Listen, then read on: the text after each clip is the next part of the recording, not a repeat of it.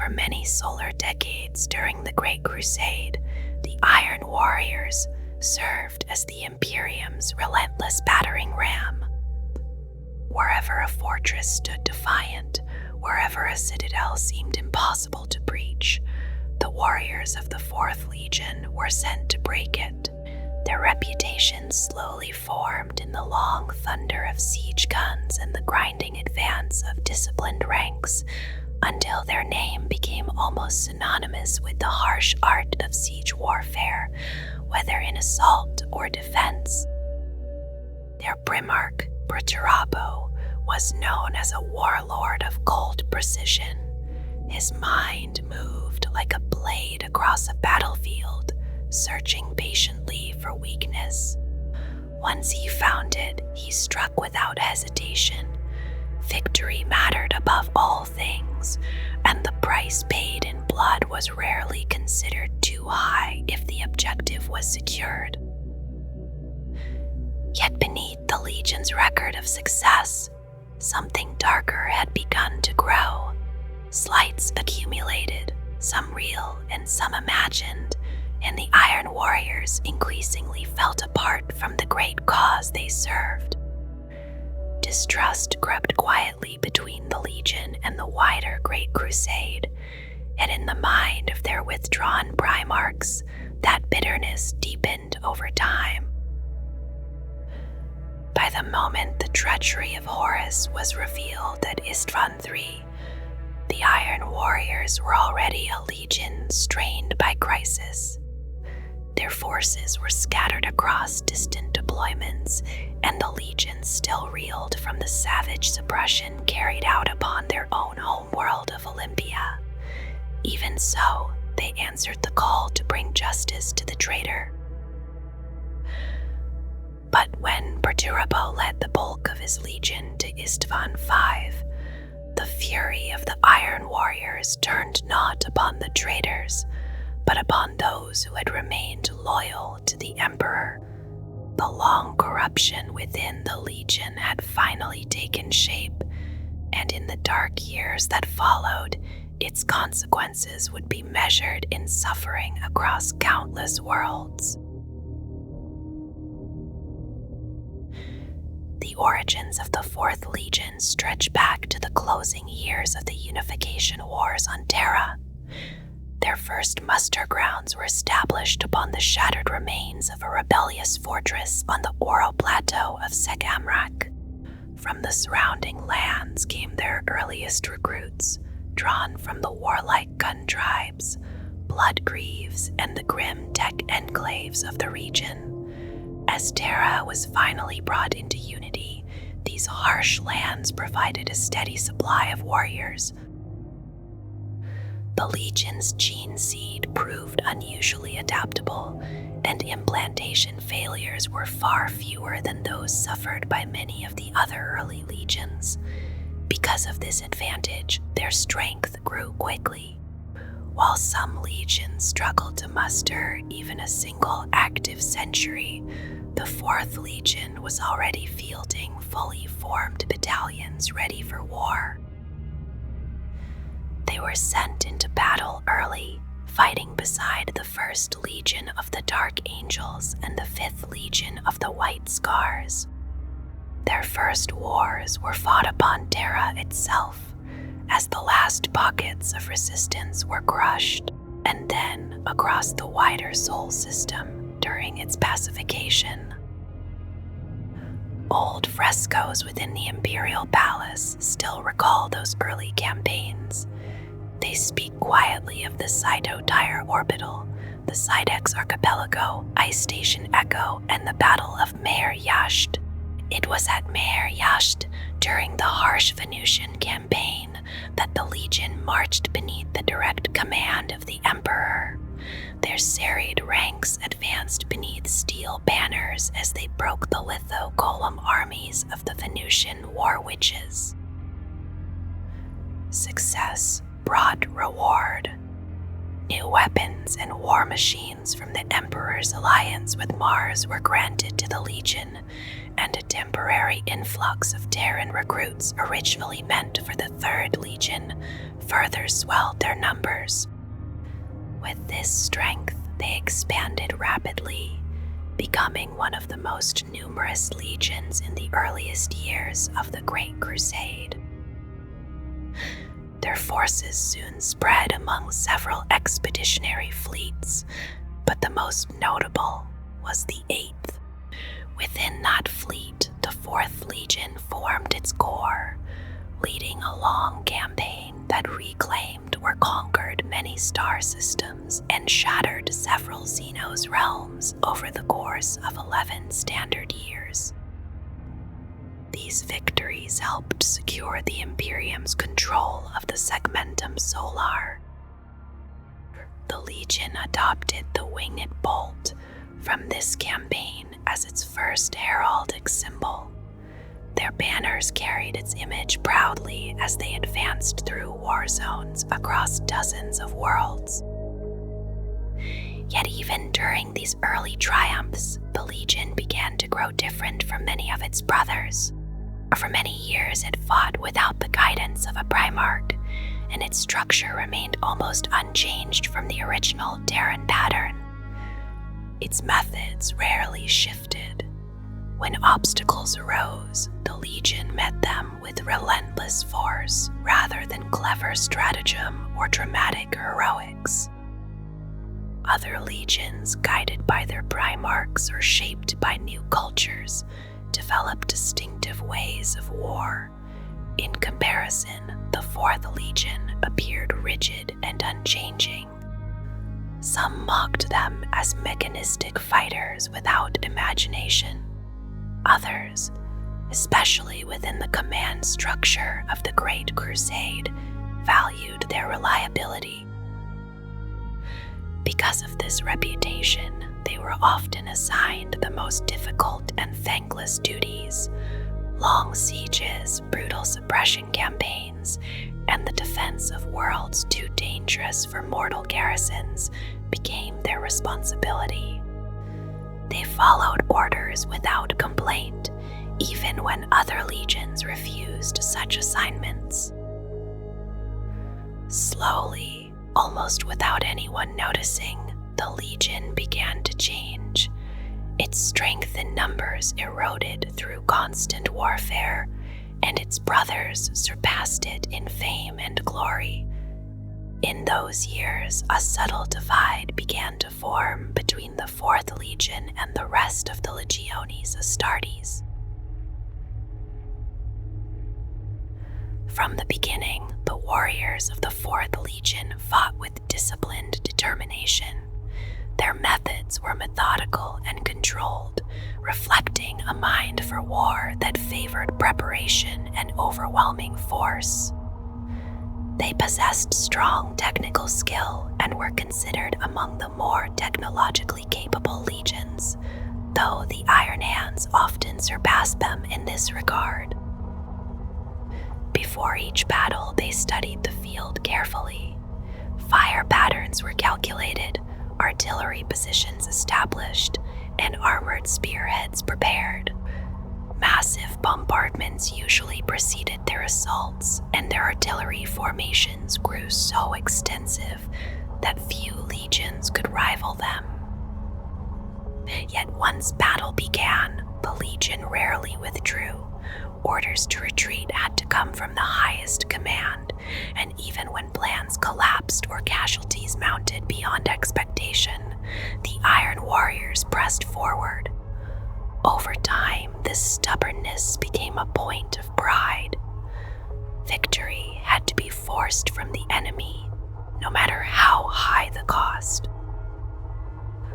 One campaign would come to define this contradiction between careful strategy and relentless stubbornness.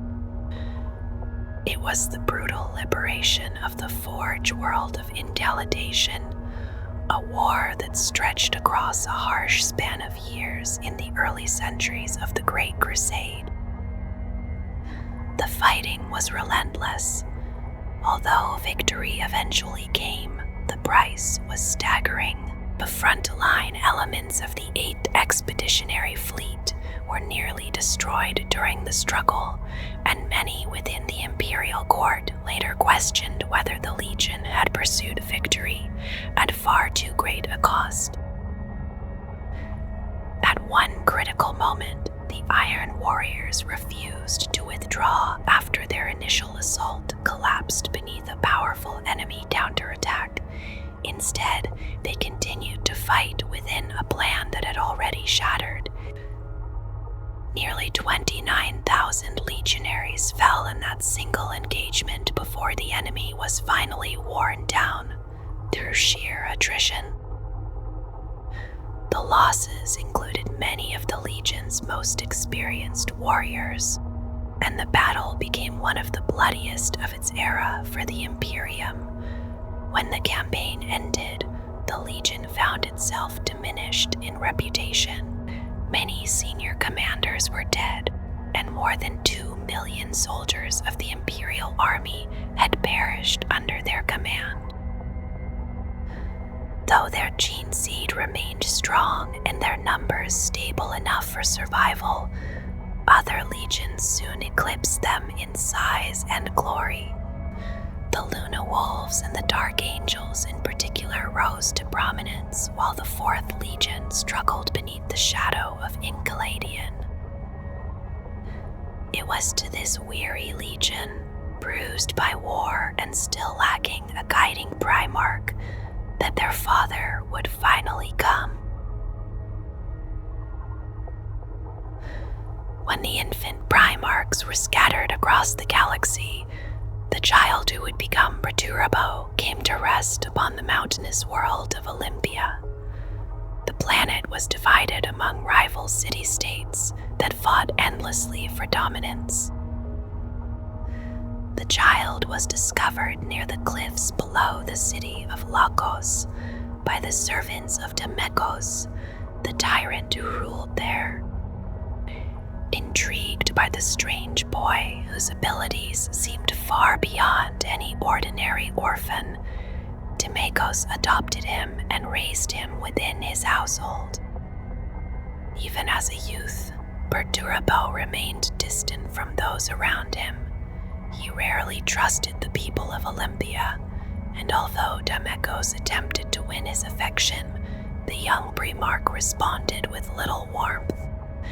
Many described him as cold and brooding, yet his intellect was unmistakable. Living among the warring cities of Olympia gave him constant exposure to the craft of siege warfare. He studied both its theory and its brutal reality, observing how walls were broken and cities taken. When the Emperor eventually arrived above Olympia with his fleet, the meeting was swift. Evidence suggests Perturabo accepted his role within the Great Crusade without hesitation. It is believed he had already reasoned out much of his own nature, suspecting that he was not a normal human creation. Those who encountered him during these early days quickly realized the scale of his intellect.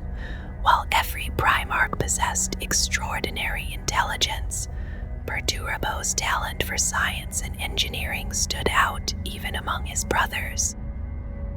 Yet much of his brilliance remained turned inward. He was a calculating mind who rarely explained his intentions and kept a guarded distance even from other Primarchs. To the Emperor, however, such traits mattered little. In Perturabo, he saw a powerful new general for the Great Crusade, a warlord whose savage effectiveness was matched by an unmatched analytical mind. For Perturabo himself, each campaign became simply another problem to be broken apart and solved. After a brief time at the Emperor's side, learning the workings of the Great Crusade and its armies, Perturabo was given command of the Legion that carried his gene seed authority passed to him Legion swiftly and completely. At that time, around 35,000 legionaries formed the core of his command, while many more were scattered across the Imperium as garrisons and isolated detachments.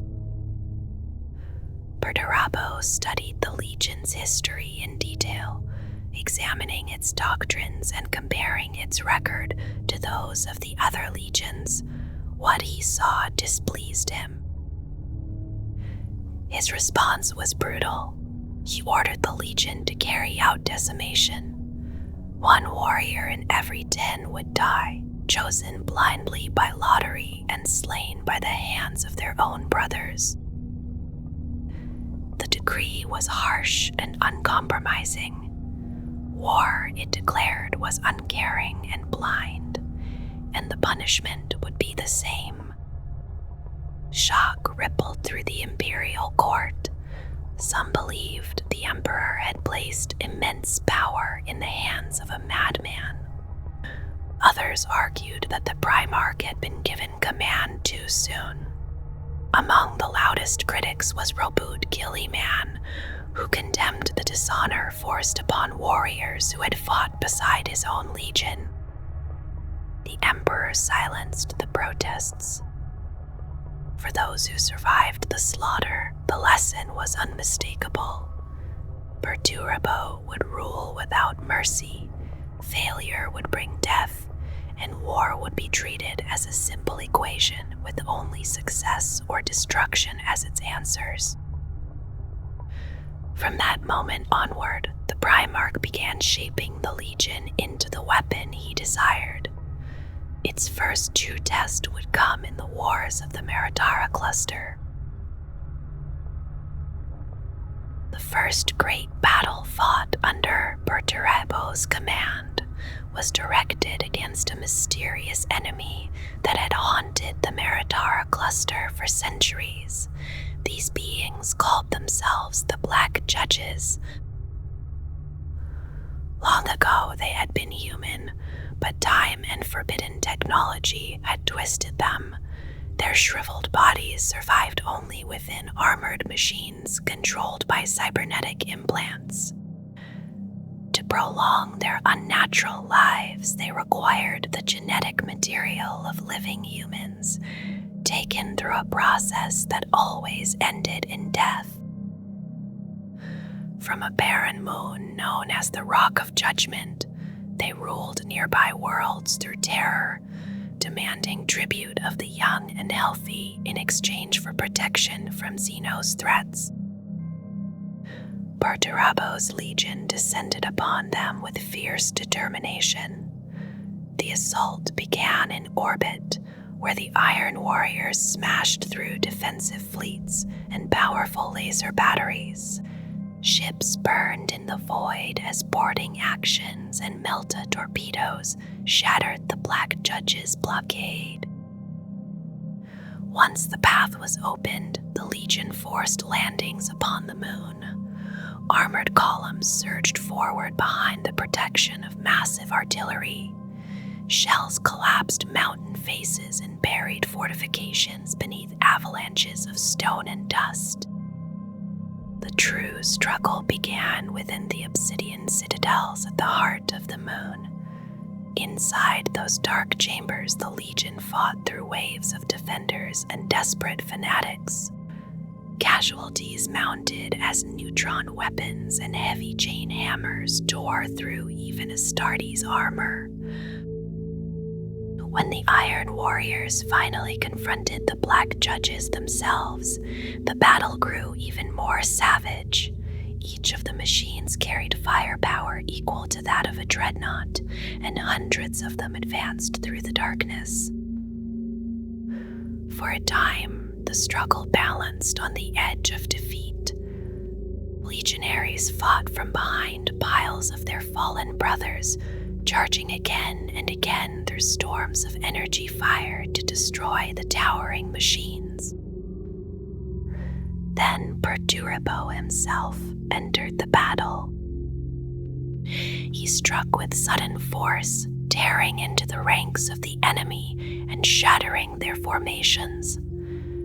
As the Black Judges struggled to respond, heavy weapons units of the Legion moved forward in precise patterns already calculated by their Primarch. These warriors, later known as Havocs, unleashed coordinated barrages that finally broke the enemy. The rule of the Black Judges ended in fire. Their worlds were stripped of resources, their technologies seized, and their secrets shared with the Mechanicum. The ancient shipyards of the Rock of Judgment were moved into orbit around Olympia, where they began building new warships under Perturabo's command. With the Black Judges destroyed, Perturabo continued the conquest of the Meratara cluster. The Xenos Ectosaurids of Farraconia were purged, and the renegade knight realm of Lyxos was brought under Imperial control. The campaign also ended an ancient conflict that stretched back to the Age of Strife, forcing the rebellious knights to reconcile with the Mechanicum. This victory earned the Legion considerable favor among the Lords of Mars. For the Iron Warriors, however, the campaign was more than conquest. It was a period of harsh transformation. Perturabo tested his Legion constantly, shaping it through trial and ruthless discipline until it reflected his own relentless mindset. When the wars of the cluster ended, the Legion that had once been known as the Fourth was gone in spirit. In its place stood the Iron Warriors. Across Olympia and the newly conquered worlds, massive foundries and orbital shipyards roared to life under Perturabo's direction. Resources were gathered from the conquered systems, and fresh recruits were taken to replenish the Legion's ranks. War reshaped them further. Their willingness to endure terrible losses hardened into something colder. Battle became a calculation to be solved through firepower and endurance. At the head of a new force known as the 125th Expeditionary Fleet, Perturabo led his Legion deeper into the Great Crusade. Wherever they marched, their reputation followed. Fortresses fell beneath their guns, armies shattered under relentless bombardment, and the Iron Warriors became known as masters of armored warfare and siegecraft without equal. Over time, the distance between the Iron Warriors and the other Space Marine legions only grew wider. A quiet wedge had been driven between them, and with each passing campaign it sank deeper. Resentment settled slowly into the hearts of many within the Legion. Pride hardened beside it, and a cold, watchful paranoia followed close behind. Perturabo ruled his warriors through harsh example. His methods were grim and unyielding, and the character of the Legion slowly began to reflect the darker parts of his own nature. Suspicion spread through the ranks. Distrust of others grew easily. Life, whether human or alien, came to be viewed with an increasingly callous indifference. Yet alongside these traits remained the qualities Perturabo valued most: a ruthless determination, a sharp intellect, and the strength required to endure endless war. The Iron Warriors were often thrown into the harshest forms of battle. Siege assaults were among the most dangerous kinds of warfare in the Great Crusade, unpredictable and brutal. Attrition was not something they avoided. It was accepted calmly as the cost of victory. Many sources later claimed that the Legion suffered the greatest number of casualties of any Space Marine force during that long age of conquest. And yet the Legion endured. Losses that might have broken other forces were absorbed without lasting damage to their strategic strength. The Iron Warriors remained effective even when their numbers were cut down. Still, beneath the discipline and resilience, the constant exposure to death slowly eroded something deeper within them. The Legion did not seek friendship among their fellow warriors. Alliances meant little to them, except perhaps with the agents of the Mechanicum, who shared their fascination with machines and the instruments of war. Among the other legions, the Iron Warriors believed they saw weakness. Vanity, mysticism, and undisciplined pride were qualities they held in quiet contempt. Even within the Mechanicum, there were those who watched Perturabo with caution. His mastery of technology impressed them, but the Iron Warriors were fiercely self-sufficient and showed little respect for the sacred doctrines of the Omnissiah. Among the armies of ordinary humanity, their reputation was darker still. Imperial soldiers often whispered that the Iron Warriors treated human auxiliaries as expendable resources. Waves of mortal troops were sometimes sent forward simply to exhaust enemy firepower or reveal hidden defenses. Thousands might die in moments sacrificed to gather information about the strength of a fortress or the range of an enemy battery. Stories like these spread quickly through the ranks of the Exertus Imperialis. Among common soldiers, a bitter nickname began to circulate. The Iron Warriors became known as the Corpse Grinders. Mutiny occasionally erupted in war zones where Imperial troops served under their command. Such rebellions were crushed swiftly and brutally.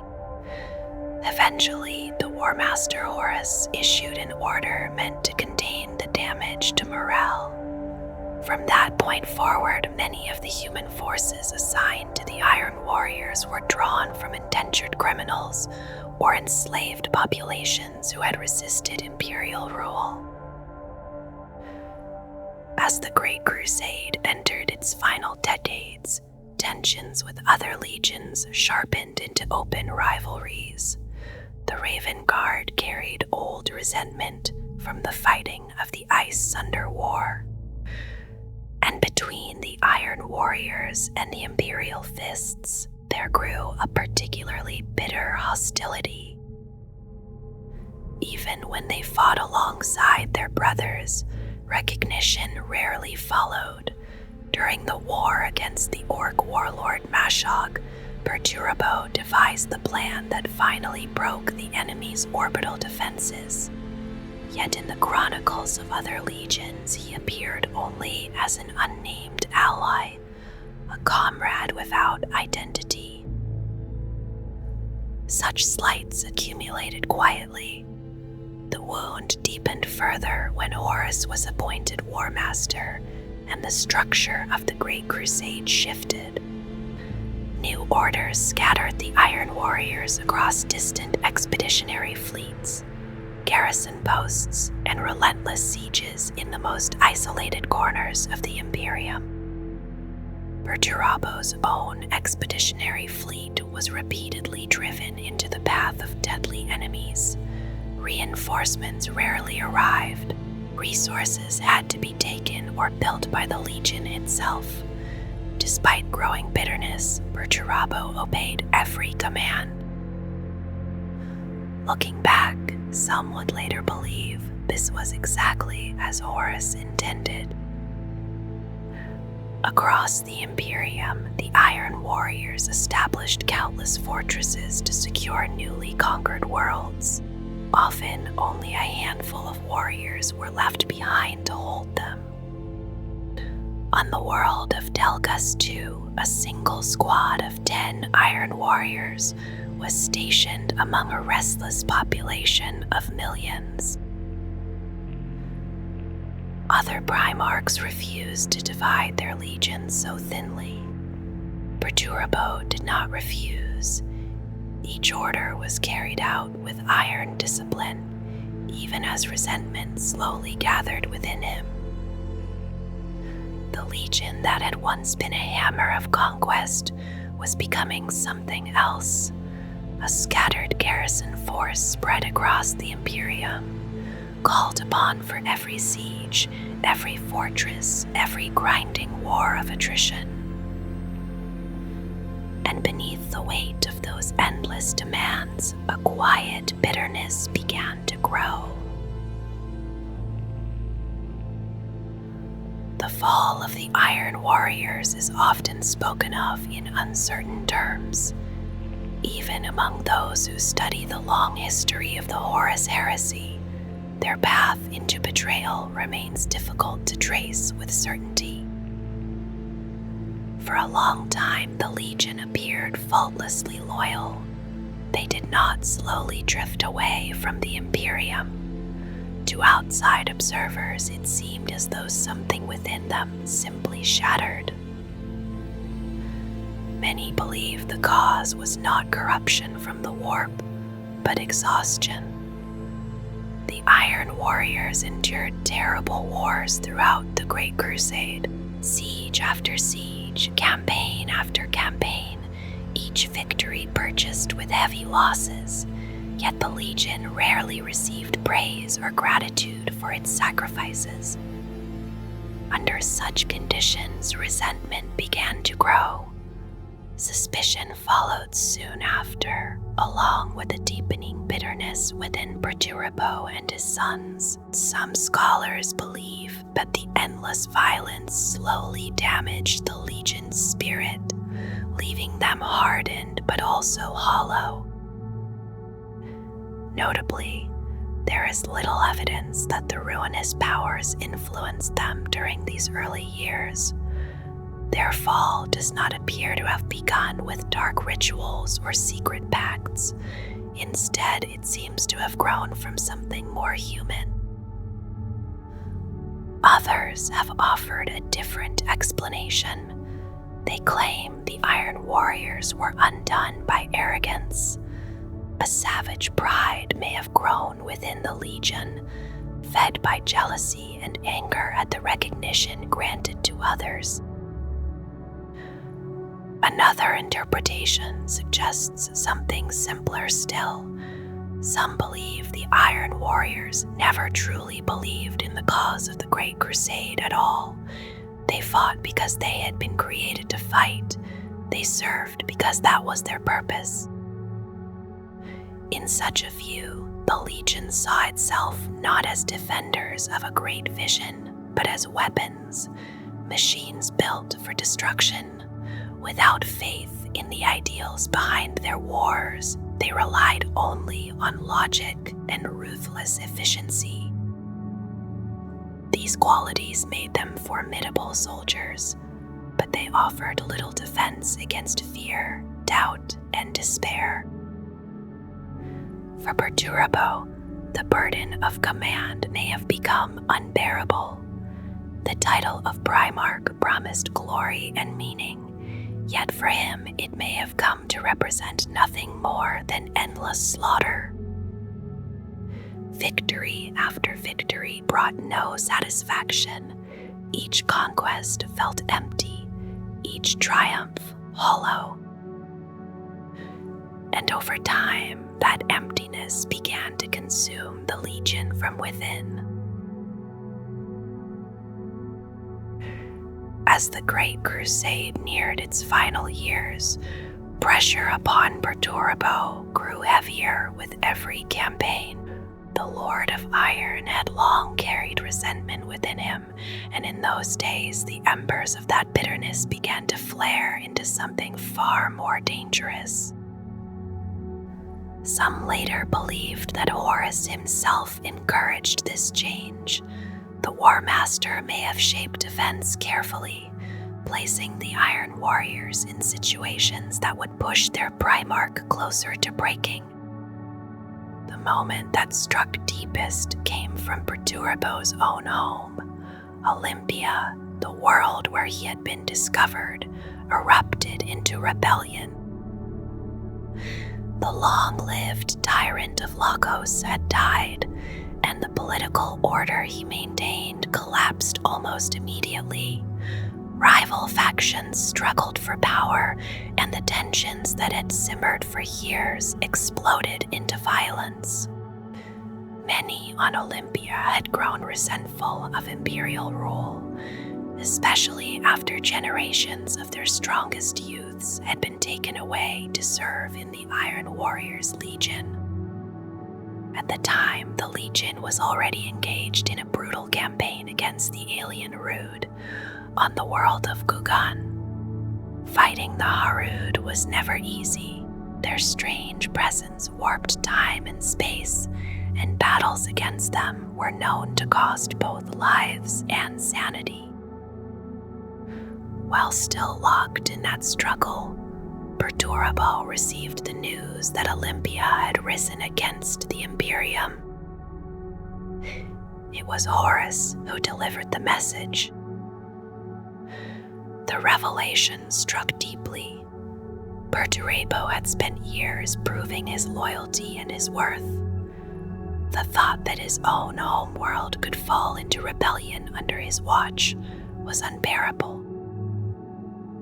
Horus urged him to return to Olympia and confront the uprising. As a gift, he presented Perturabo with a mighty weapon, the hammer known as Forgebreaker. When the Iron Warriors returned to Olympia, the Primarch's anger finally erupted. The suppression of the rebellion became an act of terrible vengeance. Cities burned, entire populations were slaughtered. The Iron Warriors showed no mercy, for they had long grown accustomed to granting none. The streets of Olympia ran with blood as the rebellion was crushed with overwhelming force. When the killing finally ended, millions of civilians were dead, and the survivors were reduced to slavery. Only afterwards did the full weight of what had happened begin to settle upon Perturabo and his legion. One moment they had been heroes of humanity, fighting alien horrors in distant systems. The next, they had destroyed their own people. Perturabo fell into despair. He believed the Emperor could never forgive such an atrocity. In the aftermath, the Iron Warriors withdrew further into themselves. Their garrisons across the Imperium grew harsher and more brutal. Rebellions were crushed immediately, and without mercy, discipline hardened into cruelty. Then came further terrible news. Horus had bombed his own loyalist followers on the world of Istvan III. Space Marines had turned their weapons upon other Space Marines. The shock of such betrayal spread through the Imperium like a storm. Soon, more revelations followed. Legions were declaring allegiance to Horus. Old brotherhoods shattered overnight. The Iron Warriors were ordered to join a loyalist task force assembling in the Istvan system to crush the rebellion. History now looks back on that moment with grim certainty. The bitterness already festering within Perturabo, combined with the guilt of Olympia and the old hatred of the Imperial Fists, pushed the Legion toward its final choice. At the drop site massacre on Istvan V, the Iron Warriors revealed their allegiance. They turned their guns upon their own allies. From that day onward, the Imperium would remember them by another name. The the betrayers of Istvan. Their cruelty continued during the later war on Hydra Cordatus. There, the Iron Warriors laid siege to the Kedmene Citadel, a fortress defended by Imperial fists and human defenders. The bombardment around the citadel reduced the surrounding valley to ash, yet the fortress itself was left intact as a challenge. For months, the defenders held. When the walls finally fell, the Iron Warriors slaughtered everyone within. Soldiers, civilians, and refugees alike were killed or enslaved. Hydra Cordatus itself was reduced to a barren desert as the Legion moved on to its next war. When Onsu returned to the Iron Warriors' grim world of Medrengard within the Eye of Terror, he delivered the stolen gene seed to Abaddon the Despoiler as duty demanded, yet he quietly held back a small portion for himself. In the depths of his fortress of Kalan Kol, he began a dark experiment, shaping a strange creation that blended technology and forbidden arts. The result was a grotesque system called the Demonkulaba, built to swell the ranks of the Iron Warriors. Within the fortress, enslaved women altered by foul craft were used as living vessels. Inside those warped wombs, adolescent boys were sealed and forced through a terrible transformation. Some emerged as twisted beings known as the Unfleshed, malformed creatures cast out into the wastelands of Medrengard. Others rose from the process as chaos-corrupted Astartes, ready to serve the Iron Warriors. Honsau kept this prize for himself and refused to share the stolen gene seed with rival commanders. Soon his ambition drew the attention of other warsmiths. Lord Doramino and the dreadnought Berossus rose against him, and Medrengard was pulled into a brutal civil war.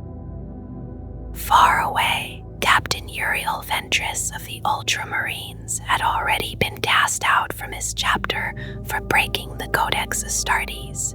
Together with his friend Pausanias Lasane, he had sworn a death oath to Marnus Calgar. Their path carried them aboard the ancient demon engine Omphalos Demonium and into the Eye of Terror itself, where they were charged with a near-impossible task.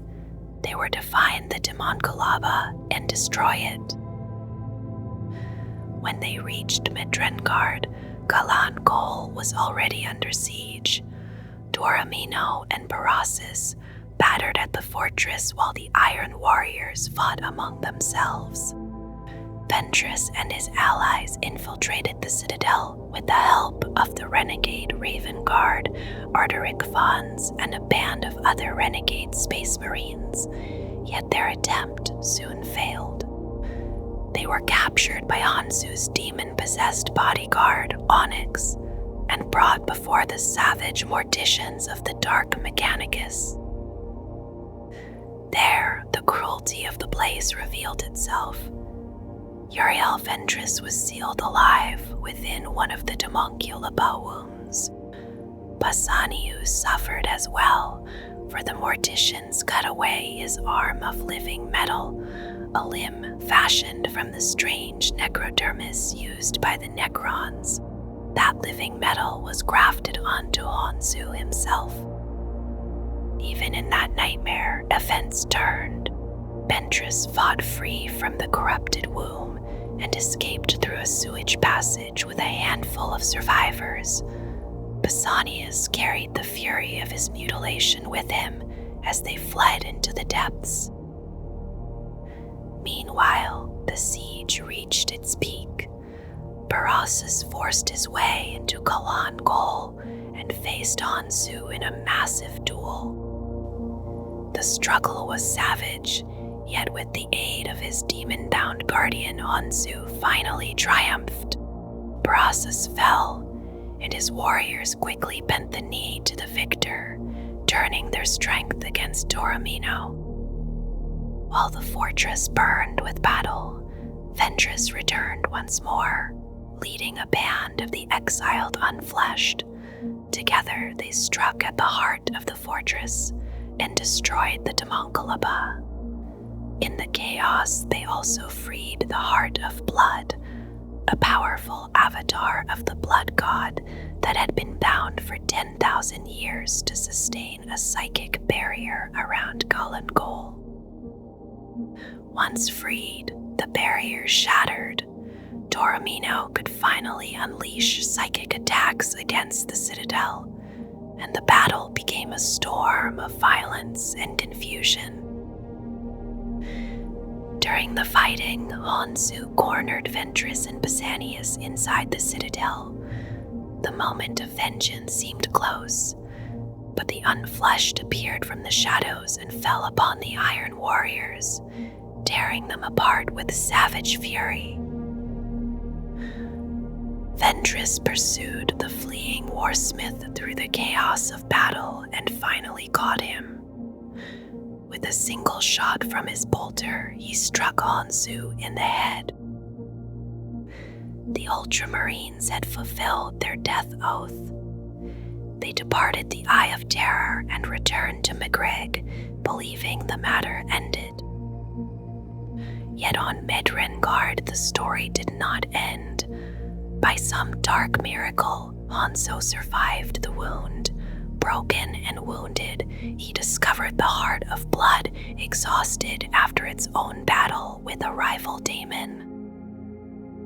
When Taormino's forces pressed the attack, Hanso unleashed the demon's terrible power. The slaughter that followed was immense. Cities burned, souls were torn loose, and the black sun of Medrengard seemed to feast upon the dead sky above the ruined citadel. Though Hanso emerged victorious from the civil war among the Iron Warriors, the triumph brought little comfort. His armies had been shattered by the fighting, and the destruction of the Homunculaba robbed him of the means to rebuild them easily. Yet the Warsmith endured, gathering strength from those who still walked the dark paths of rebellion. Renegades drifted toward him across the void. Among them came the infamous Arderic Vons and the warrior Caderis Grendel. There was also a disturbing figure called the Newborn, a genetic clone of Uriel Ventress created by the Homunculaba before its destruction. With such allies, Hansu slowly began to rebuild. Still, the memory of Kalan Gol burned within him. His defeat at the hands of Ventress gnawed at his thoughts. Vengeance became the quiet purpose guiding his every plan. His answer came in the skies above the world of Tarsus Ultra. Hansu led a brutal strike against Defense Platform Ultra 9, an Imperial station that orbited the planet. The station's defenders were slaughtered and its weapons seized. From the platform's launch bays came a series of torpedo salvos that plunged toward the world below. One after another, they descended through the sky. At a precise altitude, each missile burst open, spreading a viral payload into the upper air. The virus was called the Heraclitus strain, drawn from ancient research once intended to enrich crops on agro-worlds.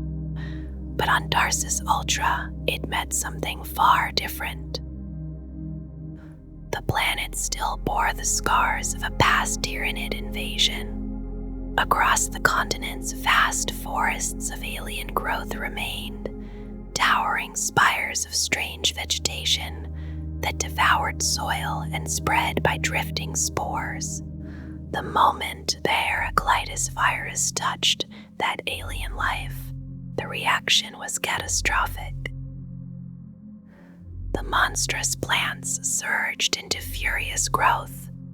In seconds, the landscape transformed as poisonous jungles spread across the land.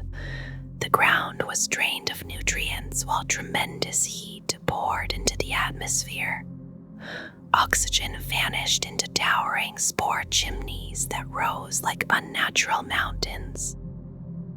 The death of the world came slowly but completely. Panic spread among the population as desperate messages were hurled into the warp. Only a few managed to escape aboard hurried starships.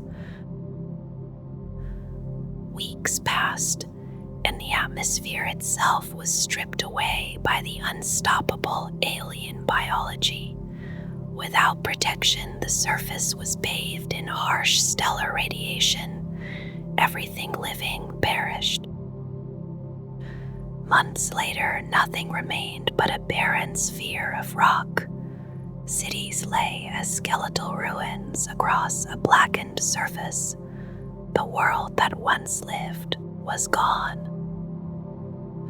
Eventually, an Adeptus Mechanicus expedition led by Magos Logard arrived to study the dead planet. They traced a lone signal to a battered torpedo resting on the ground. Inside its empty payload bay, they found a single object. It was a cracked helmet painted deep blue, its eye lens shattered. The mark upon it belonged to the Ultramarines. The message was unmistakable. Hansa had left it there for Uriel Ventress. No one walks away from a fight with the Warsmith without paying a price. Seeking to rebuild his shattered strength, Hansu traveled to the Badab sector and into the raging warp rift known as the Maelstrom. At its heart lay the dark world of New Badab, the domain of Huron Blackheart, the tyrant of Badab and master of the Red Corsairs. There Hansu entered a brutal contest called the Skull Harvest. Chaos champions gathered for this savage competition, each leading their own warband into a struggle for dominance. Only one victor would remain, and that champion would claim the defeated warbands as his own. The killings took place within the Arena of Thorns, a vast structure where the severed heads of fallen warriors were mounted upon spikes. The weak died quickly. Blood soaked the ground as rival champions fought day after day. Hanso fought without hesitation. Each victory strengthened his force. Armored vehicles, strange Xenos troops, and entire warbands passed into his command. By the fourth day, his army had swelled to thousands of warriors. Yet the final trial still remained. Only 3 champions were left standing. One was Hansu of the Iron Warriors. Another was Pashtok Ulevent, a ferocious champion of the Blood God whose warriors thirsted for slaughter. The third was Notha Itasai, servant of the Pleasure God and master of a large warband of his own. The 3 entered the arena for the final battle. Each studied the others in silence, measuring strength and searching for weakness. The Slaneshi champion fell first. Soon only Honsu and the Gornate warrior faced each other in the dust and blood of the arena. Their battle was savage. Ulovan's fury nearly overwhelmed the Warsmith, but Honsu managed to break the champion's weapon and free the arm of living metal he carried. With that necrodermis limb, he tore open a terrible wound in his opponent's neck. Bleeding heavily, the Coordinate champion called for another blade to finish the duel. One of his allies stepped forward with a sword. The warrior was Kataras Grendel. At the last moment, Grendel reversed his grip and drove the weapon into Uluven's chest. As the Coordinate champion staggered in shock, Hansu brought down his axe and split the warrior from shoulder to hip. Then he took the fallen champion's skull with a final blow. The skull harvest was finished. Hansu stood alone as the victor. When he departed New Badab, his strength had grown beyond anything he had commanded before. Thousands of Chaos warriors now served him, including the surviving warbands he had defeated. Even Notha Itasei bent the knee and swore allegiance. Blackheart himself granted ships for the coming wars. Around Hansu's flagship gathered a ragged fleet of corsairs and renegades. Together they left the Maelstrom and turned toward the eastern fringe. Their course was set for Ultramar. With his army assembled at last, Hansu set his plan into motion. His aim was simple and terrible. He intended to destroy the realm of Ultramar and claim vengeance upon Uriel Ventress. To do this, he sought the aid of a powerful demon prince called Mikar the Reborn. Long ago, this creature had been Malok Cartho, a dark preacher of the Word-bearers during the Horus Heresy. The demon carried a deep hatred for the Ultramarines. With the help of Abaddon's seer Moriana, Hanso learned where the demon's spirit had been imprisoned. Decades earlier, Marneus Calgar had bound Mikar within the warp core of the star fort called the Indomitable. Hansu's growing army stormed the fortress and captured it. When the prison was broken, the demon prince entered the material world again. He seized the body of an Ultramarines dreadnought named Brother Alderyan, using the armored shell as a host to anchor himself in reality. From there, the invasion began. The first strike fell upon the agri-world of Tarentus within the realm of Ultramar. Makar bound the captured star fort to a warp gate and unleashed vast numbers of demons upon the planet's cities. The slaughter was absolute. When the Ultramarines answered the attack, Hansu prepared a trap in the capital city of Axum. Captain Ventress and his entire company narrowly escaped destruction. The war then spread to the ocean world of Talazar. During the campaign, Mikar forced his way into shared command of the invading army.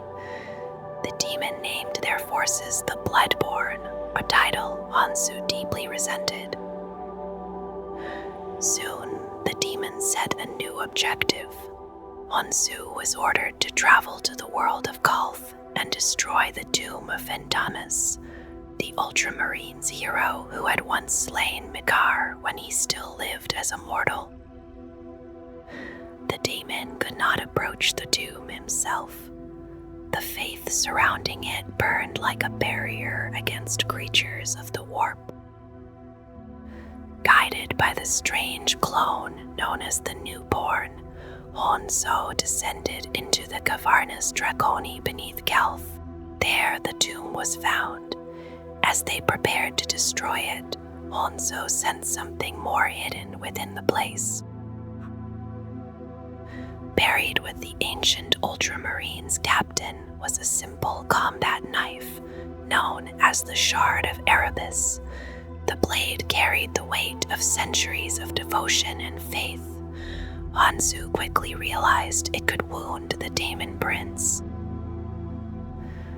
Before he could act, Captain Ventress and his warriors arrived. Battle erupted within the cavern halls. The newborn fought Ventress and fell beneath the Ultramarine's captain's blade. The Iron Warriors were soon overwhelmed. Strange figures appeared in the battle, the ghostly forms of Captain Ventanus and his warriors rising from the tomb. With defeat closing in, Hansu triggered the explosives he had placed to destroy the tomb. The cavern collapsed in a thunder of stone. Ventress and most of his men survived the burial, but when the dust settled, Hansu's body was nowhere to be found. The drilling machine used by the Iron Warriors had vanished as well. It seemed the Warsmith had escaped once again. Later, the Demon Prince Megar faced Marnius Calgar on Talasar. There, the blade called the Shard of Erebos struck him once more, and the demon's essence was finally destroyed. Long after these events, the demon Primarch Perturabo studied the defenses of the Imperium in careful silence. Through remote scrying, through interrogation and torture of captured loyalists, and through the whispers of techno-cult informants, he gathered a clear picture of their strengths and weaknesses. Then came the fall of Cadia during the 13th Black Crusade. The galaxy itself was torn open as the Cicatrix Maledictum split the stars from end to end. In that dark moment, Perturabo moved. The Iron Warriors Primarch gathered 1,000 armies and set them upon a grand campaign across the Segmentum Obscurus. His strategy focused upon the strongest bastions of the Imperium, the worlds that had long been thought unbreakable. One by one, they faced the iron logic of his siege warfare. Columns of Iron Warriors advanced beside towering Demon engines and endless batteries of artillery. The skies burned with bombardment while the ground trembled beneath relentless assault. Worlds that had stood secure for centuries now teetered on the edge of ruin. The blockades tightened, and the Imperium itself felt the pressure of a siege that seemed without end. Among the Iron Warriors, mutation is not welcomed as it is in many other traitor legions. When corruption twists the flesh, it is often cut away without hesitation, replaced instead with cold and dependable cybernetics. In this way, they resemble the loyalist Iron Hands, favoring iron over unstable flesh. Because of this, an Iron Warrior is far more likely to carry the weight of machinery within his body than the mark of some warping mutation. Many of them grow closer to their weapons than to the demons of the ruinous powers. Their allegiance to chaos is practical rather than devotional. They acknowledge the strength of those dark powers and take what advantage they can from them, yet worship is not their way. Even after long ages of war, they still carry traces of their Primarch Perturabo. His cold intelligence lingers in them, along with the same deep suspicion, the same dark eyes and skin, and the same relentless trust in the methods of technology and calculated warfare. Across their ranks, the heavy suits of Mark III iron armor and Mark IV Maximus armor remain common sights. These patterns reach back to the time when Perturabo shaped the tools of the Great Crusade. In earlier days, those suits shone brighter, polished and burnished with care, for the Legion once held a measure of pride in its martial appearance. Now the armor remains thick and uncompromising, built with large, rigid casings that trade a little movement for strength and endurance. Such design suits their nature well, for the Iron Warriors wage wars of grinding attrition where endurance matters far more than speed. Beneath that armor, many bodies have been rebuilt piece by piece. Limbs and organs are replaced with metal, and the warrior is often wired directly into his own battle gear. Through these brutal connections, he communes more closely with the twisted machine spirit that dwells within the machinery. For some, this bond grows even deeper. Body and war gear merge together over time. Sometimes the strange power of the Empyrean reshapes them into living reflections of their obsessions. In other cases, the dreaded technovirus spreads through them, a corruption whispered of among the cults of destruction. The Iron Warriors understand the power of fear. Their armor is often hung with spiked chains, gory trophies, and jutting horns. These grim decorations are not worn for vanity, but to magnify the terror they bring when they gather before a fortress wall. Many defenders have felt their resolve falter at that sight.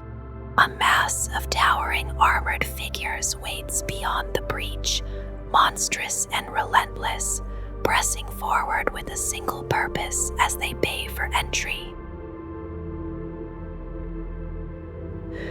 Before the Horus Heresy, the warriors of the Legion wore armor of bright silver trimmed in gold.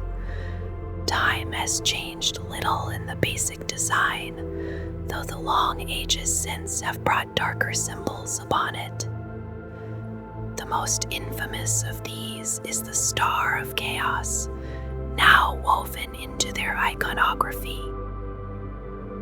In the present age, their armor is usually a deep metallic tone, plain and severe. Across its surfaces appear the familiar black and yellow industrial markings that resemble construction chevrons. The Legion places little value on trophies or elaborate decoration. Instead, they measure worth through devastation, through shattered cities and broken walls. Each warband carries markings of loyalty to its current champion or Warsmith, yet such loyalty is rarely permanent. When circumstances shift, old markings are stripped away and new ones painted over them without hesitation. By the era known as the Era Indomitus in the 41st millennium, the colors of the Legion have grown darker still.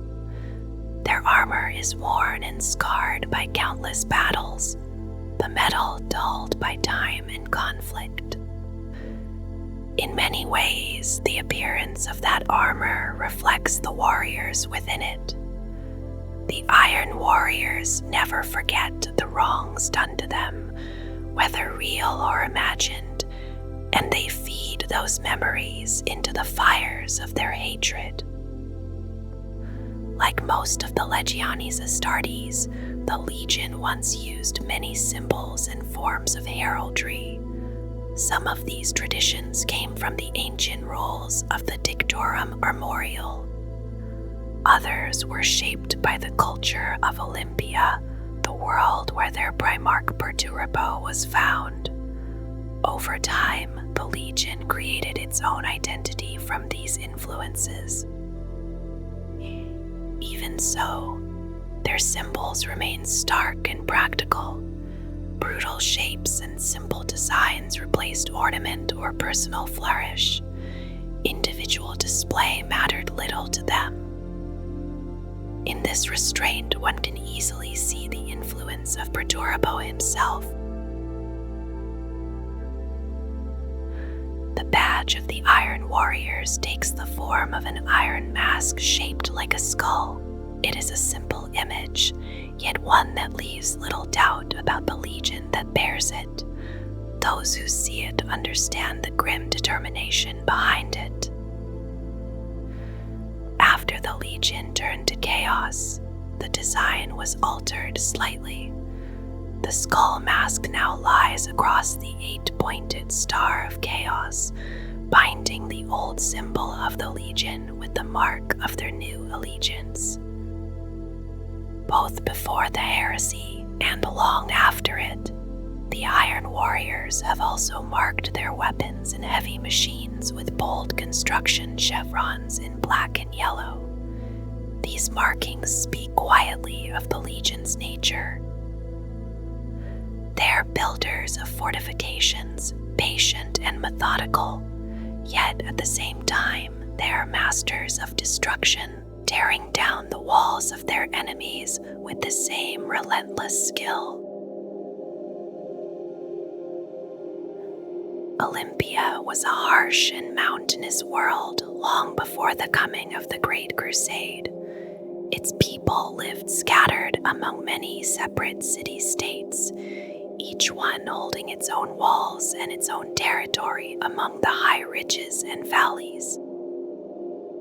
Stone was easy to quarry here, and it shaped nearly everything. Cities rose from solid rock, and their defenses were carved into the mountains themselves. Control of narrow passes and elevated ground meant safety, and so the struggle for those places never truly ended. Over time, war on Olympia came to revolve around fortifications and the patient breaking of them. Armies learned to hold strong walls and to take them apart piece by piece. From this world of stone and siege would grow the mindset that later defined Perturabo and the warriors who followed him. After the Horus Heresy came to its end, Olympia did not survive the years that followed. The Iron Warriors who once guarded the world destroyed it, and like the other traitor legions, they claimed a new domain deep within the shifting realms of the Eye of Terror. Little is truly known about the worlds that exist there. The lands shaped by chaos seldom remain the same for long. The Iron Warriors made their home on a world called Medrengard. It is often imagined beneath a black sun and a pale white sky, its entire surface transformed into a fortress so immense that no trace of its earlier form can be seen. Towers rise like mountains of iron and stone, while deep dungeons plunge downward through the planet's core. Here, countless slaves labor without rest, building and rebuilding the endless stronghold in the name of Perturabo. The highest towers hold great chaos warships tethered to their spires, and within those towering bastions dwell the Iron Warriors themselves. Freed from the ordinary limits of physical law, the battlements climb upward in spiraling heights that stretch for many kilometers. Spiked oubliettes and winding dungeons descend into the depths, while bastions spread across the surface like strange iron growths. Medrengard is a maze of impossible architecture, a vision of iron and stone where stairs twist at sharp angles and towering pinnacles seem to plunge downward without end. This immense fortress world belongs to Perturabo. Reborn by the ruinous powers as a daemon prince, He now exists as a being of terrible strength. In his hands rests the warp-charged hammer known as Forgebreaker, a weapon said to shatter fortress walls with a single blow. Across the centuries, many Iron Warriors warbands have used Medrengard as their base, quietly shaping plans meant to crush their enemies, most of all the Imperial Fists. Now those plans move toward their moment, as Abaddon the Despoiler throws open the gates of the Eye of Terror and leads the hosts of chaos beyond the burning remains of Cadia. Perturabo and his legion march once again to war, determined to bring such destruction upon the Imperium that no stone will remain standing upon another. Before the moment of battle, the Iron Warriors begin with a steady chant. The words rise in a flat, measured rhythm. Iron within, iron without. The voices repeat the phrase again and again, calm and unbroken, as the Legion prepares for combat operations. The sound carries through ranks of warriors and machines, spreading slowly across the gathered forces. At times, the chant becomes a call and response. One voice speaks the words, "Iron within," and another answers quietly, "Iron without." In the confusion of battle, this exchange serves a simple purpose. It allows Iron Warriors to recognize one another when sight is uncertain, especially in narrow tunnels or when fighting alongside other forces of chaos. Yet the chant is not only a signal between allies, it moves through the Legion like a steady drumbeat, drawing the warriors together and hardening their resolve. Chaos Space Marines take up the words, Traitor Guardsmen repeat them, Chaos Cultists echo the same monotone rhythm, and even the crews of Traitor Titans join the sound. For those who hear it from the other side of the battlefield, the chant becomes something else entirely, a cold, relentless murmur that spreads across the field of war, meant to unsettle the enemy while the Iron Warriors advance. Among the Iron Warriors, the Gene Seed has long carried certain marks upon those who bear it. Since their fall to chaos, the warriors of this legion have endured many mutations, the slow and warping touch of the warp shaping their bodies in uneven ways. When such changes grow too severe, it is common for them to cut away the corrupted flesh and replace it with cold cybernetic limbs, iron standing where living tissue once was. The gene seed itself carries a particular character. Those who rise from it often possess sharp minds and a natural talent for solving problems, able to think through complex challenges with unusual clarity. Yet alongside that intelligence, there lingers another trait, a deep-rooted suspicion, and a quiet but persistent strain of paranoia that settles into the thoughts of many warriors of the Fourth Legion. In the long centuries since their rebellion, the Legion has faced another difficulty. Their own gene seed has grown too corrupted by long exposure to the warp, and it can no longer reliably create new warriors from human stock. Because of this, the Iron Warriors sometimes take the gene seed of Loyalist Astartes whenever the chance appears. They do so reluctantly, with little pride in the act, but they understand that without it, their legion would slowly fade. Those who are created in this way are never fully accepted. A warrior born from gene seed, not belonging to the Iron Warriors, is known among them as a half-breed. Such warriors fight beside their brothers, yet they are often treated with quiet resentment. The ancient veterans of the Legion, those who once marched beside Perturabo during the Horus Heresy, rarely consider these newcomers to be true Iron Warriors. Advancement for such a warrior is possible, though the path is harsh. Distrust follows them constantly, and the weight of scorn rests in the eyes of many of their supposed battle brothers. Still, there have been rare exceptions. One such figure was the Warsmith Hanzo. Though born of half-breed stock, his lineage carried the gene seed of the Legion's ancient enemies, the Imperial Fists. In spite of that stain, Hanzo rose through strength, cunning, and relentless will, until he stood among the greatest Chaos Lords the Iron Warriors had produced. The Iron Warriors carry a long and bitter memory of the Great Crusade. In their minds, they were the ones sent into the harshest wars, the bloodiest sieges, and the most brutal campaigns.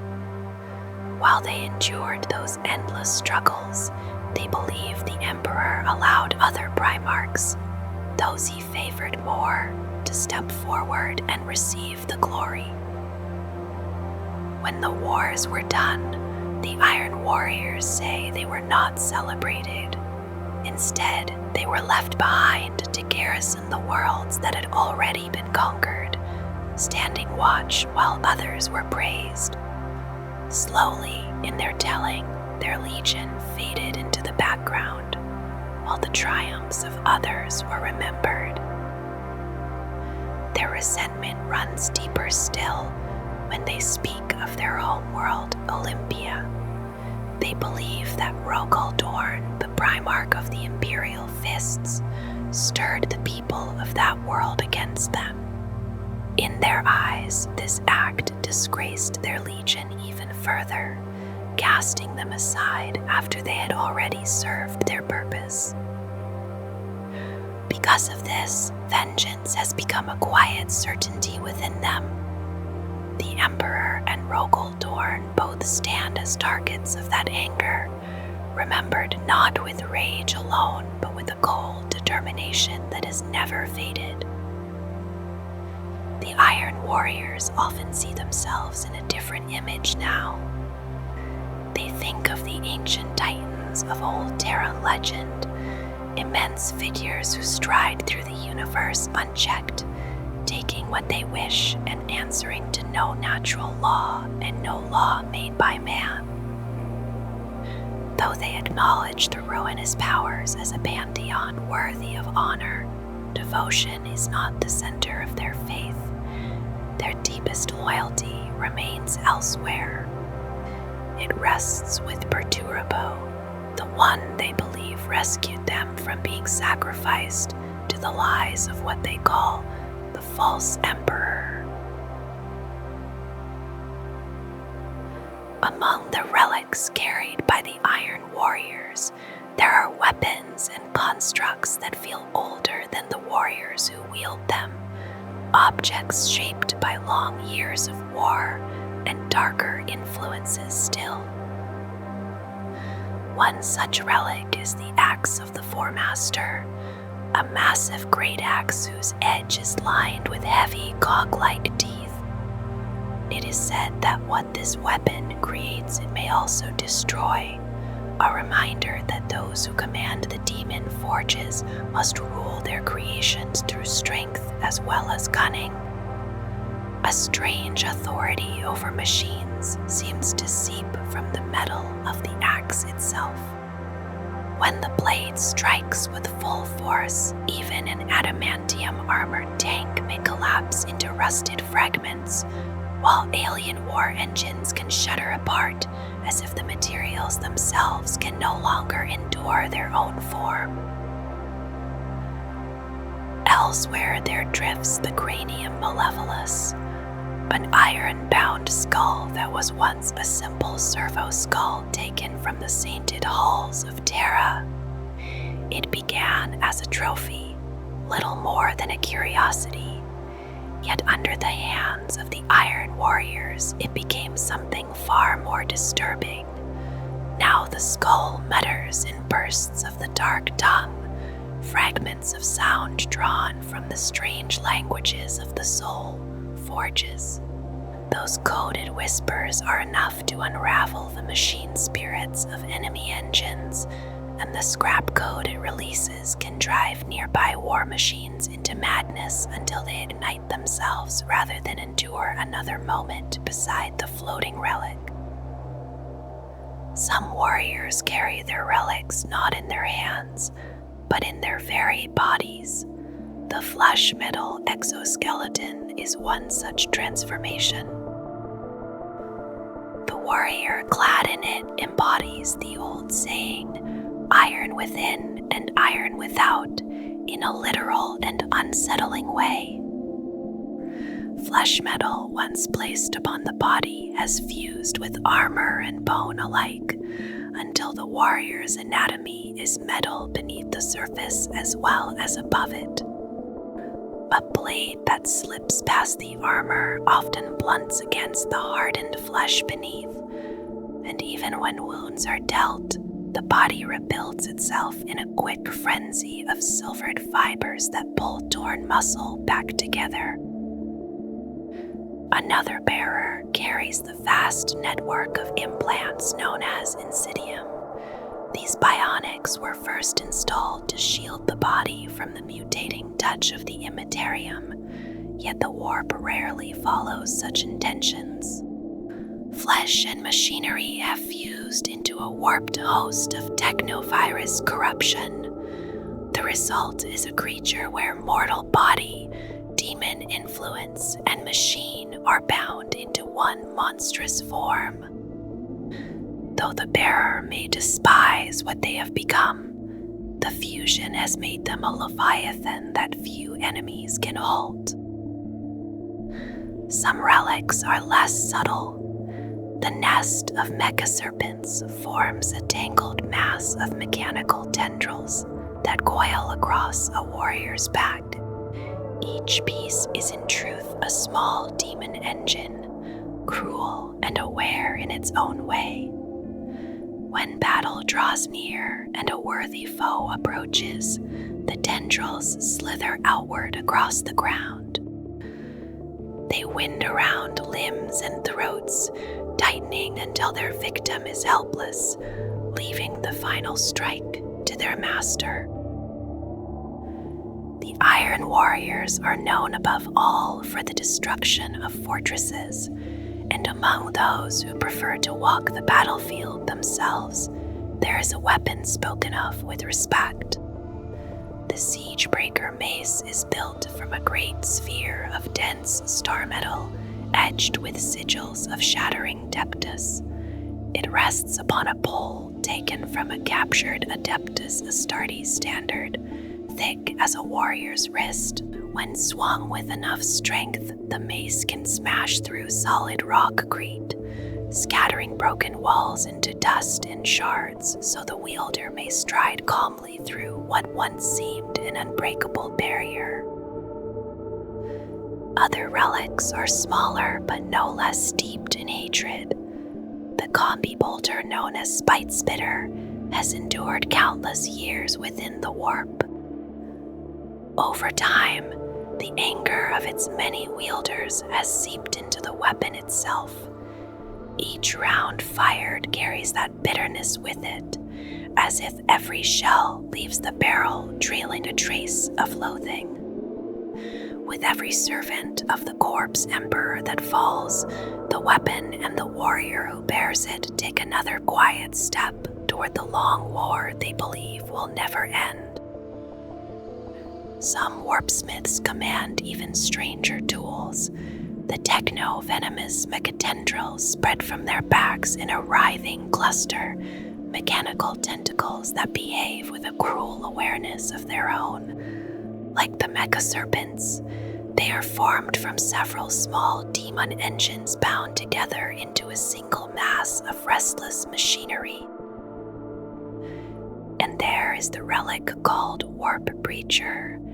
Its frame forms a complex net of Mageddon drills ending in a pale claw lined with long ivory teeth. Each narrow incisor is etched with tiny runes written in the dark tongue. With this claw, the bearer may reach into the shifting depths of the Empyrean itself. A wandering demon, drawn close by the violence of the battlefield, can be seized and forced into the body of a nearby vehicle. The machine then growls like a living creature as the imprisoned spirit rages inside it, and the air around that possessed engine trembles with a danger felt by every mortal who stands too near. In the quiet memory of the Legion fleet, certain vessels return again and again, their names drifting through recollection like distant hulls in the void. At the center of many campaigns moved the great battleship Iron Blood, a Gloriana-class vessel first built in the orbital fleet yards above Olympia. From its vast command decks, Perturabo guided the Legion through the long years of the Great Crusade, and later through the darker storms of the Horus Heresy. Around that flagship sailed many other warships whose paths crossed the same wars. The battle barge Deathwind was among them, and the Legate-class battle barge Contrador as well. During the Age of Conquest and Rebellion, the Contrador carried the burden of command for the 4th Legion, and in the opening days of the Horus Heresy, it was present when the guns first roared at the Battle of Fel. Other grand cruisers moved with the Legion's companies.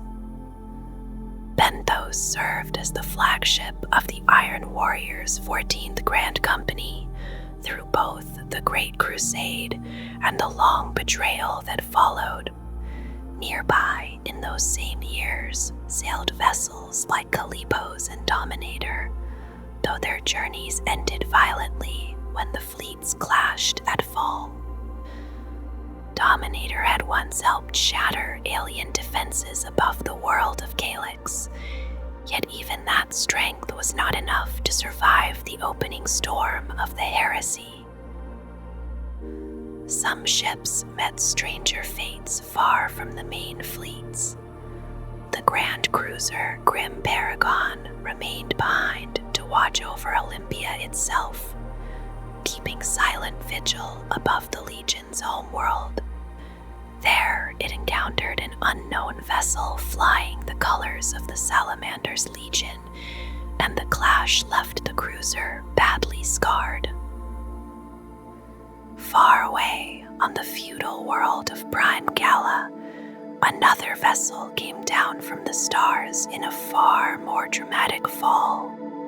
The flagship Merciless Spite plunged into the salt-rich waters of the glowing ocean, driven there while under the command of Lord Admiral Vane. The Iron Warriors who survived the crash did not remain powerless for long. In time, they overthrew the Imperial Knights of House Terran, who had settled the world, and the planet's people were brought under their control from one pole to the other. Other cruisers passed briefly through the records of the fleet. Sino was another ship lost in the violence of Val, while Ferrus Malus continued its own service among the Legion's heavy vessels. Then there was Daich's Lament, a ship of uncertain class but clear purpose. It carried Warsmith Kier Valin and the small garrison of his 77th Grand Battalion during the Great Crusade and the Horus Heresy. When battle came to Paramar, the ship was there as well, fighting through the first great clash above that world. And beyond the moving ships of the fleet stood something far larger and more immovable, the indomitable, A Romilius class star fort hung in space as a fortress rather than a vessel, a silent bastion among the iron strength of the Iron Warriors. The Iron Warriors begin war in a very deliberate way. Their battles open with long and relentless artillery bombardment, every weapon carefully aimed according to a complex fire plan. Each target is chosen for the greatest possible effect, and when it can be arranged, they call upon the massive engines of Traitor Titan legions to add their weight to the storm of fire. It is a style of war built around heavy guns and armored movement, and it suits them well when cities must be broken or territories pushed open through siege and advance. Wherever they fight, fortifications appear quickly. Trenches, bunkers, and defensive works are used to hold large numbers of enemies with the smallest number of Iron Warriors possible. This careful use of walls and guns keeps most of their warriors fresh, waiting for the moment when a sudden strike will matter most. When the Legion turns its attention to a world, the assault usually begins from orbit. The fleet rains destruction down upon the surface with nuclear, plasma, viral, or chemical bombardment. Sometimes the pressure of such devastation is enough to force surrender before a single Iron Warrior ever sets foot on the ground. Stronger worlds rarely break so easily. When bombardment alone cannot end the fight, the fleet launches the first wave. Atmospheric fighters, gunships, and bomber craft descend first, sweeping across landing zones and striking enemy bases and supply lines. Their purpose is simple: to weaken and demoralize the defenders before the Legion commits its soldiers. Occasionally, the hammer must fall more quietly. In those moments, small groups of Iron Warriors slip onto the world in secret. They scout the terrain, seize a landing zone, and destroy as much of the enemy's defensive strength as they can before the wider assault begins. Once the skies and defenses have been battered enough, a second wave arrives. Vast construction craft and heavy transports descend through the smoke, carrying prefabricated fortifications, machinery, supplies, and the personnel needed to shape the battlefield. These ships are armored and heavily armed, yet they still rely on the escort craft of the earlier wave to shield them. As the great transports touch the ground, their crews move immediately to work. Trenches are dug, bunkers raised, and living quarters prepared while artillery positions take shape across the scarred terrain. The enormous guns brought by artillery ships are dragged into place and prepared for use. Skilled Iron Warriors logisticians oversee every movement, directing the operation with cold precision. By the time the next wave arrives, the landing zone has already become a dense field of fortified positions stocked with weapons and supplies. The third wave finally brings the warriors themselves. Troop transports and orbit-to-ground drop pods descend, delivering several hundred Iron Warriors Chaos Space Marines, along with far larger numbers of lesser troops. Armored vehicles follow them down. Once these soldiers occupy the newly built defenses, their commanders begin the careful work of planning the destruction of whatever resistance remains. The final campaign may last many months or only a few hours, but it unfolds through rapid strikes, armored advances, and measured sieges until every enemy position falls silent. Siege warfare for the Legion follows a pattern that has proven brutally effective. When a breach is opened in the enemy line, it is first tested by veterans who slip inside the gap. Firepower then widens the opening, tearing apart the surrounding defenses until the moment comes for a full assault. At that instant, fast-moving heavy armor surges forward, shifting from relentless bombardment into sudden advance. The breach grows wider and wider until the defenses collapse entirely. When a position must be taken at any cost, the Iron Warriors show a cold ferocity that rivals the fury of the Blood Angels or the World Eaters, yet they unleash it only for the brief moment when victory demands it. In battle, they are skilled with both gun and blade. Bolters and plasma guns roar across the field, while power swords and chainswords finish the work at close range. They trust heavily in their weapons, valuing the tools of destruction far above flesh and blood. Their havocs are particularly feared. These warriors methodically shatter fortifications, blasting apart keystones and buttresses so entire walls collapse under their fire. From a distance, they also pick out officers and commanders, removing them with calm precision as they struggle to rally their forces. Among all traitor legions, the Iron Warriors are closely linked with the Obliterator cult. They command large numbers of these massive beings, strange combinations of armor, weaponry, and corrupted space marines. The first recorded appearance of Obliterators was among the Iron Warriors themselves.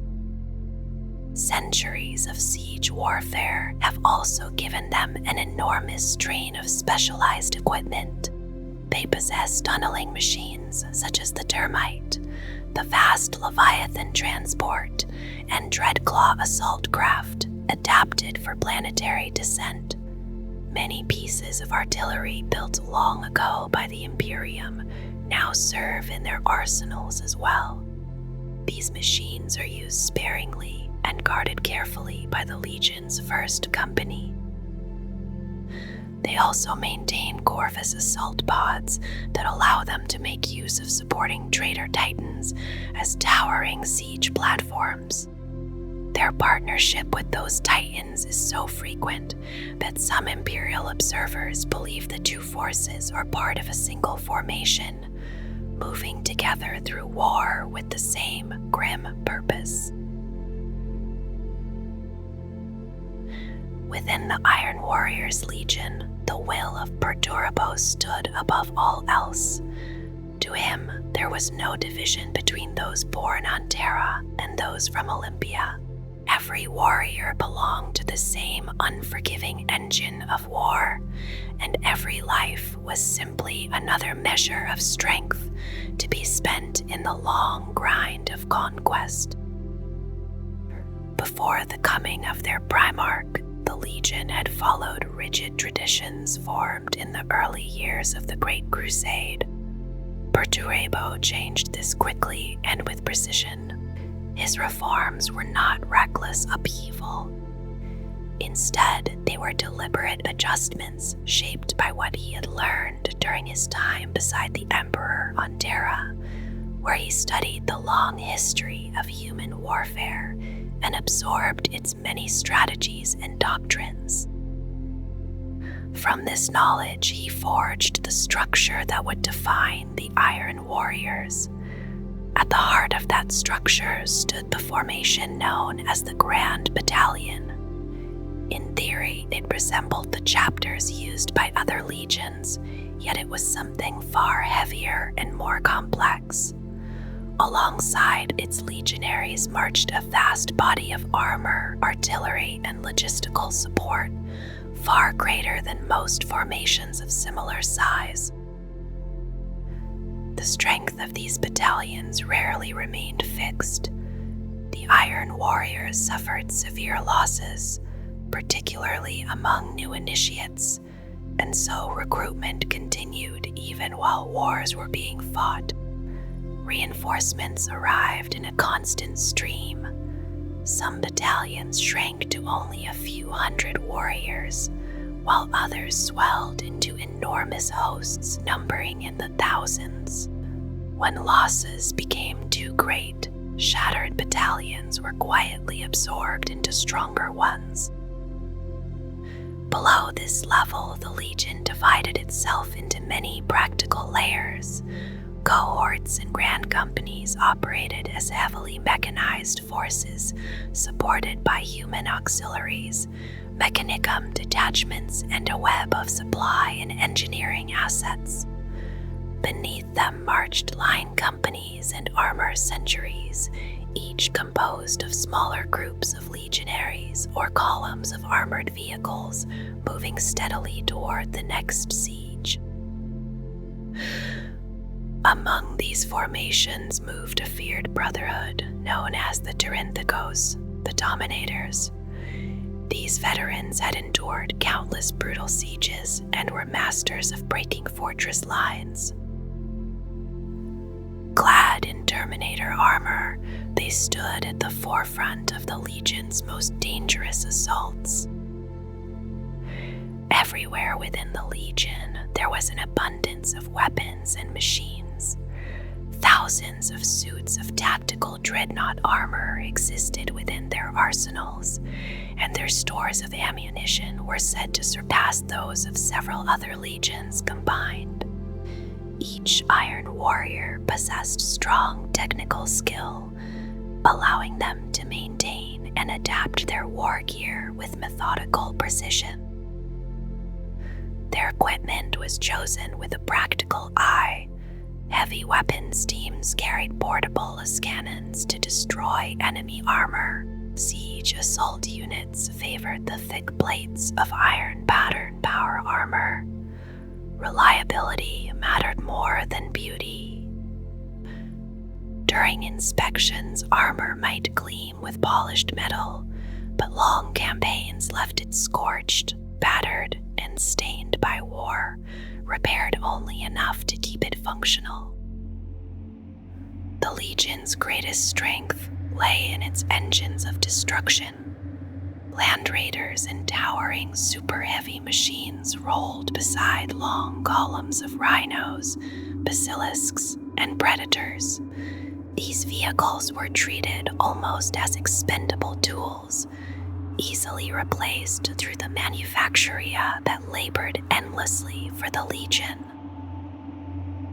Even more unusual machines marched with them. Cerberus tank destroyers, Deimos Scorpius artillery platforms, and experimental war engines appeared wherever the Iron Warriors fought.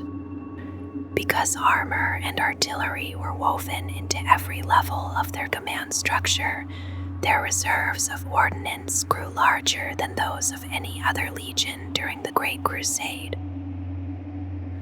Among these instruments of devastation existed a feared specialist host called the Store Bisashk.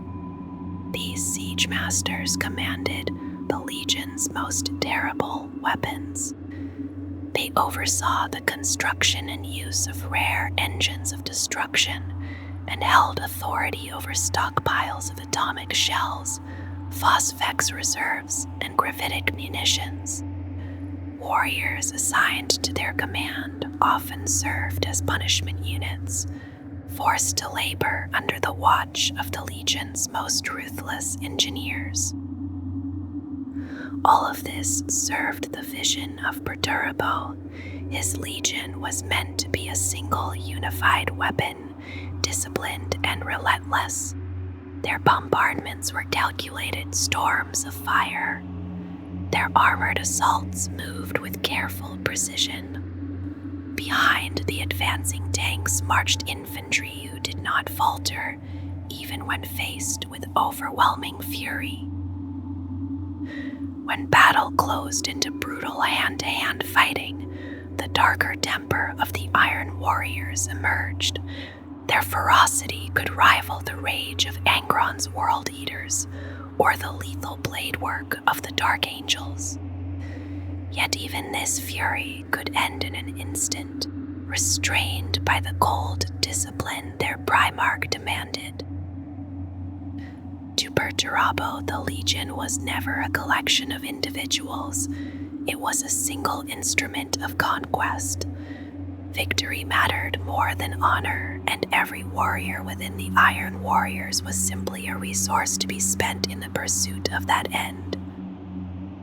The structure of the Iron Warriors reflected Perturabo's harsh philosophy. Their ranks were designed to absorb loss and maintain strength at the level of the entire Legion rather than the individual warrior. An Iron Warrior might serve in many different units across his lifetime, moving through formations as wars demanded. Advancement came first through survival and then through the mastery of particular skills. Strength alone was not enough. Every warrior was expected to understand machines and stone, to build as well as destroy. The gen seed of their Primarch carried a sharp technical aptitude, and many Iron Warriors displayed remarkable ability with analysis and calculation. Yet that same heritage carried darker traits. Suspicion, distrust, and a cold temper often marked them, even among their own brothers.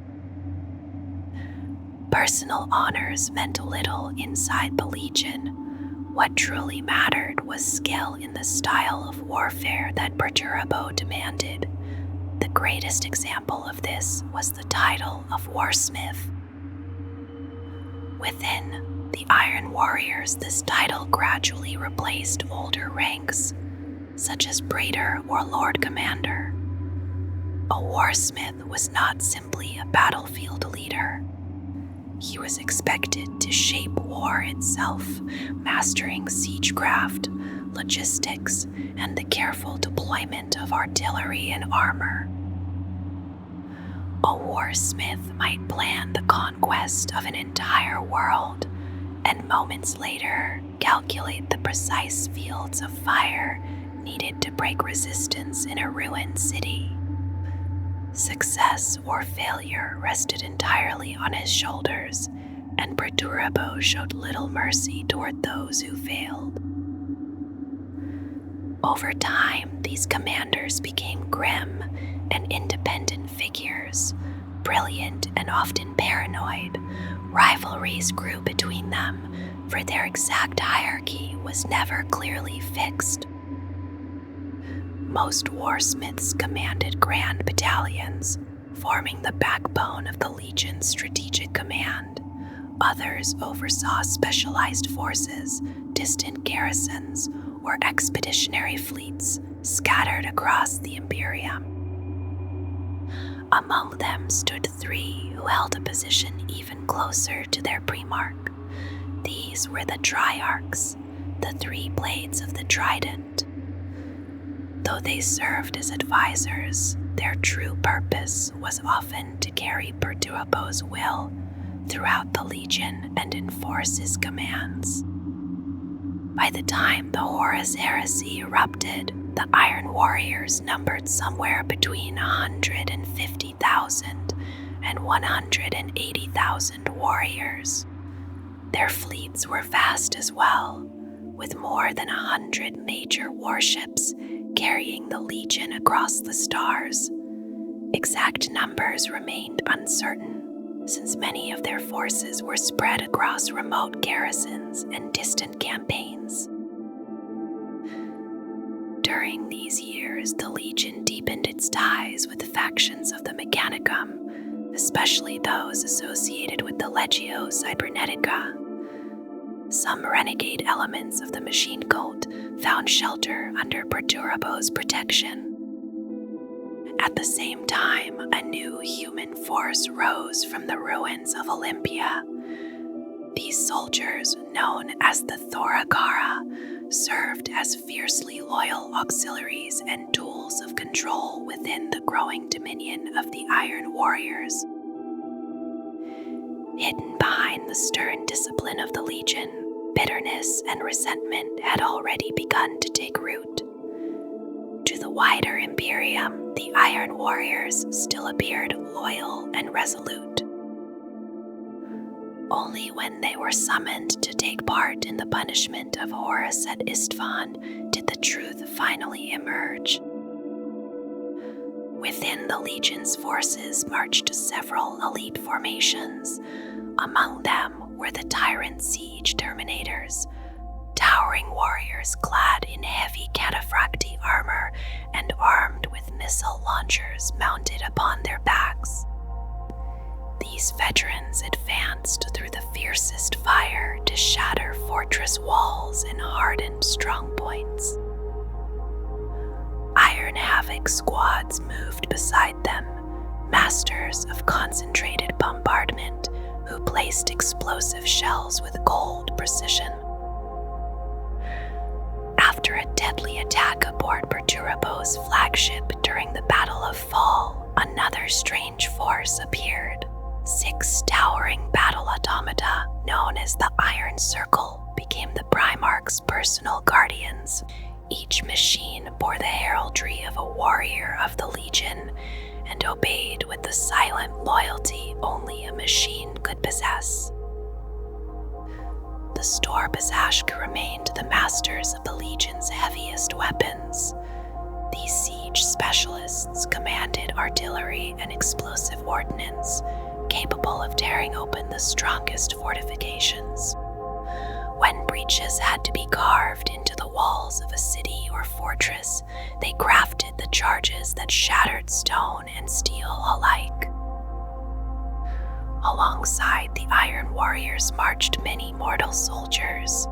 Human forces had long served beside the Legion, often in vast numbers, filling the role of expendable troops within the grinding campaigns of siege warfare. Some of these formations fought with the Legion for many years and earned grim recognition for their loyalty. One such force was the 17th Company of the 81st Galabed Oathsworn. This armored company of the Imperial Army had fought beside the Iron Warriors for decades. Their tanks bore coal-black colors and included Malkador heavy tanks, Lehman Russ demolishers, and Thunderer siege tanks. They gained distinction during the storming of the Lacomil Gap on Tarnik. After their destruction on the world of Nesibis, Perturabo himself ordered their reformation. Eventually, they were annihilated once more on the burning sands of Talarn while attacking the bunker complexes of the Sapphire City. Another loyal formation was the Seleucid Thorikite. These regiments were composed of soldiers from Olympia who had joined the Iron Warriors during the terrible destruction of their home world. Grim and disciplined, they wore khaki uniforms with scaled breastplates and helmets shaped after the designs of Astartes armor.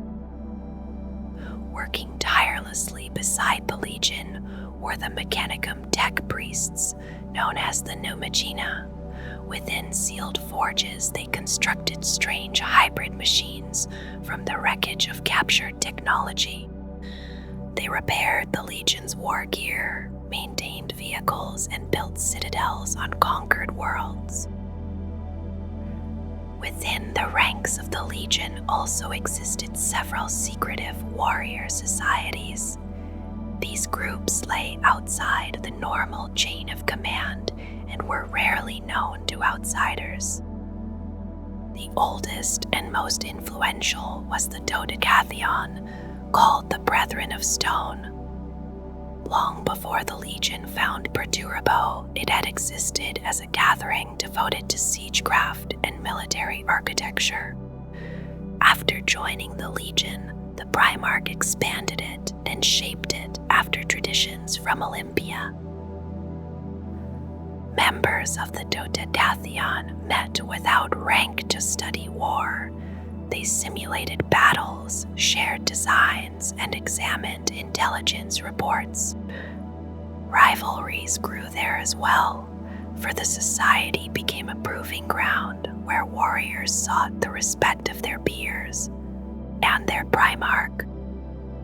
Closely linked to it was the Epilogue, the Brethren of Steel. This smaller society focused on the creation and use of battle automata. Their work sometimes placed them in uneasy competition with the Mechanicum, especially the Legio Cybernetica. Another society known as the Kilatacos concerned itself with the arts of void warfare. Its members included Astartes commanders as well as human officers, engineers, and shipwrights who maintained the Legion's fleets.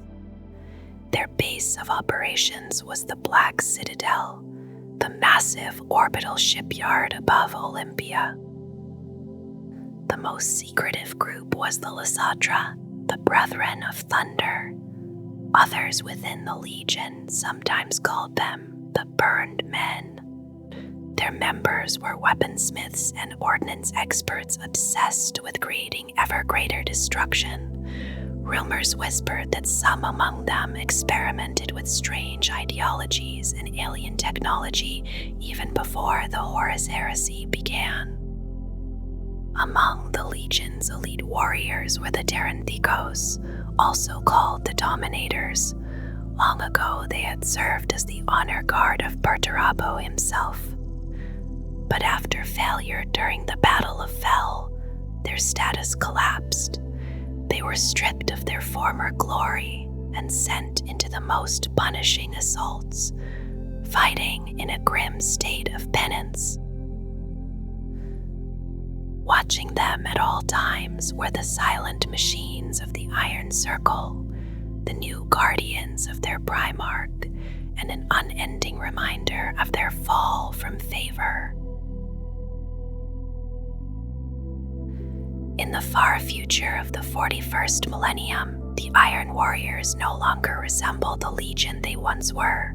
Their forces are divided into large warbands called Grand Companies, each ruled by a Chaos Lord who bears the ancient title of Warsmith.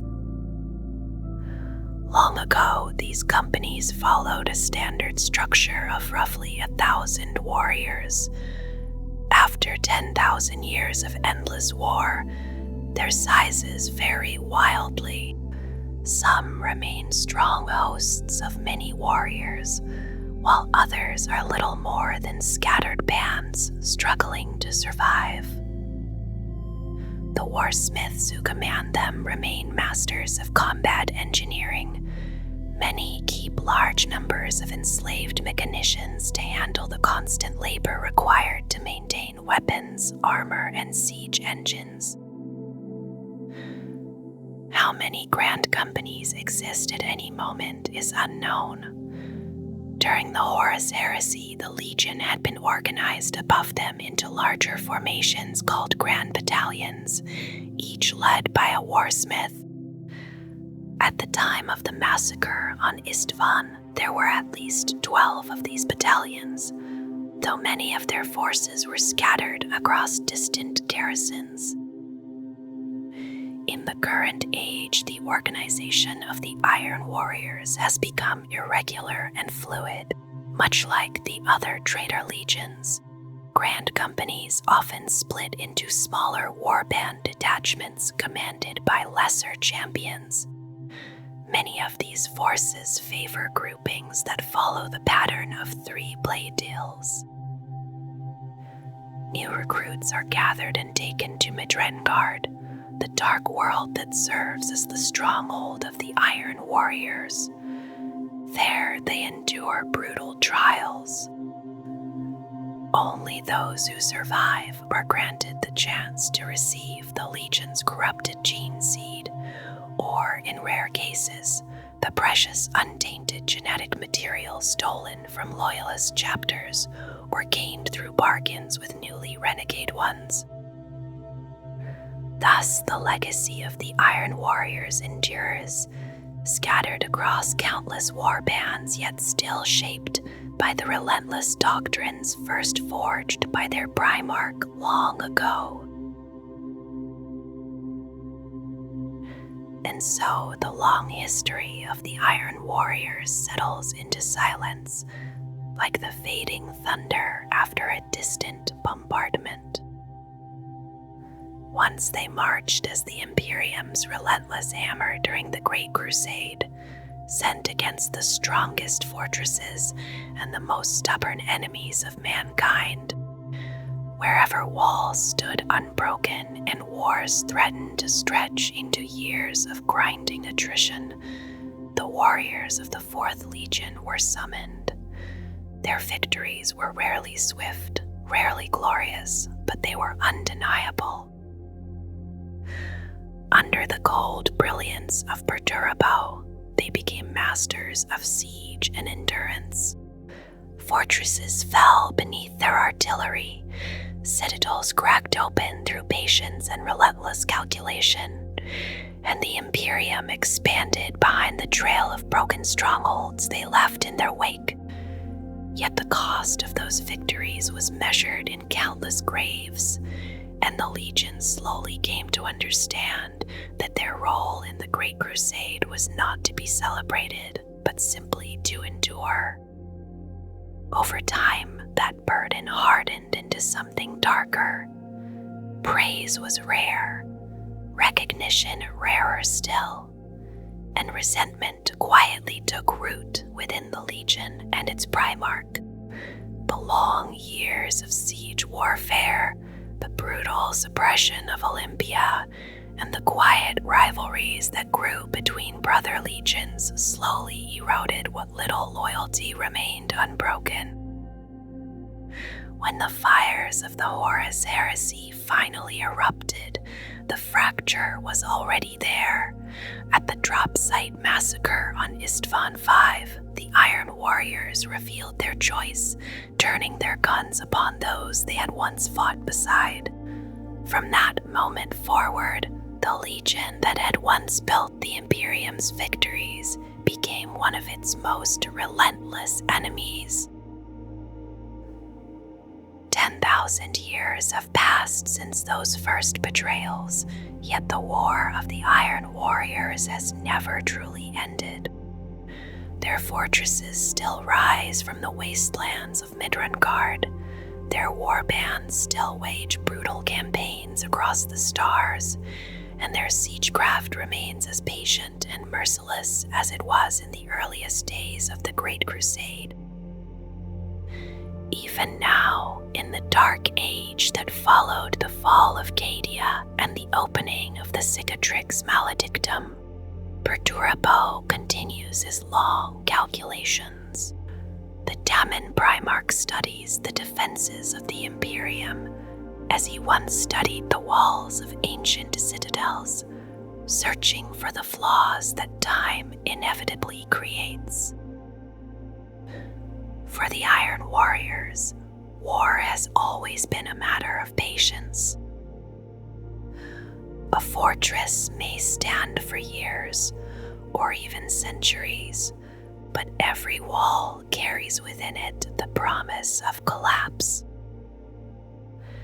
And somewhere beyond the reach of the Imperium's light, the sons of Perturabo continue their work, waiting for the moment when the next fortress finally begins to fall.